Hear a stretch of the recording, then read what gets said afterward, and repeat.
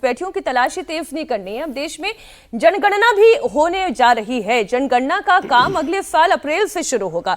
फरवरी 2027 में प्रक्रिया पूरी हो जाएगी। मोदी कैबिनेट ने सेंसस के लिए 11,718 करोड़ रुपए के बजट की मंजूरी दे दी है। जनगणना में लेटेस्ट टेक्नोलॉजी का इस्तेमाल होगा। पहली बार जनगणना का पूरा प्रोसेस डिजिटल होगा। मोबाइल ऐप के जरिए डेटा कलेक्ट किया जाएगा।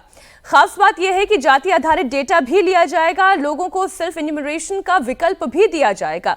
जनगणना के लिए 30 लाख लोगों को लगाया जाएगा। जनगणना 2 फेजेस में होंगी। 2026 के अप्रैल से सितंबर तक हाउस लिस्टिंग और हाउसिंग सेंसस का काम होगा, जबकि दूसरे फेज में पॉपुलेशन एन्यूमरेशन का काम फरवरी 2027 में पूरा किया जाएगा। लद्दाख, जम्मू कश्मीर, हिमाचल प्रदेश, उत्तराखंड के उन इलाकों में जहां पर बर्फबारी होती है, वहां जनगणना का काम सितंबर 2026 में पूरा कर लिया जाएगा। सर देखिए, ये जनगणना में हम लोग इस बात का भी इंतजार था कि एनपीआर का काम होता है कि नहीं, अलग से स्पेसिफाई नहीं किया गया।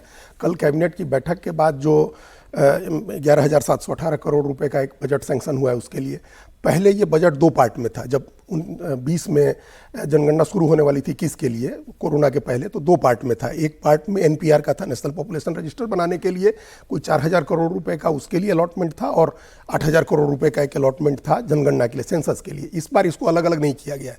तो एनपीआर का काम होगा कि नहीं, नेशनल 119 करोड़ लोगों का नाम एनपीआर में ऑलरेडी वो रजिस्टर किया जा चुका है, लेकिन बढ़ी हुई आबादी जो 150 करोड़ के करीब होगी, उसका एनपीआर होगा कि नहीं। अगर वो होता, एक हम लोग जिस समस्या की बात कर रहे थे पहले, घुसपैठ की या बांग्लादेश से हो, नेपाल के से हो, रोहिंग्या का हो, वो एक एनपीआर उसके लिए एक जरूरी दस्तावेज है, उसको इसमें नहीं अलग अलग किया गया है।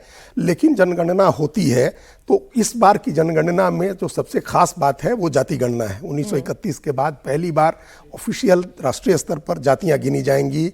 उसको लेकर के तमाम तरह की चर्चा हुई है। जातियों को कैसे अलग करेंगे, उपजातियों को कैसे अलग करेंगे, गोत्र को कैसे अलग करेंगे, ये तमाम चीजें कल अश्विनी वैष्णव ने कई चीजें इसमें समझाई भी हैं।